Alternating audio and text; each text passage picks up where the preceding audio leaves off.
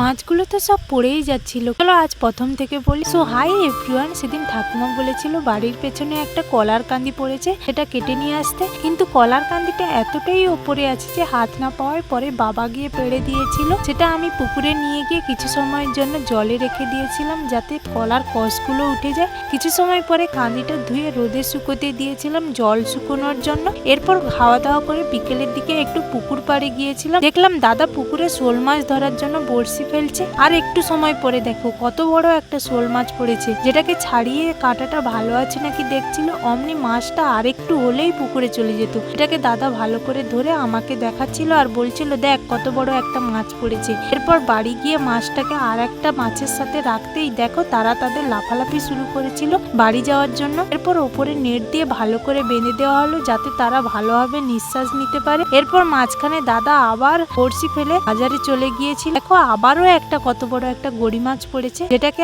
আমি আর মা ছাড়িয়ে নিয়ে এসে সেই হাঁড়িতে করে রেখে দিলাম। অনেক রাত হয়েছে, চলো আজকের মতো এই পর্যন্ত, বাই বাই।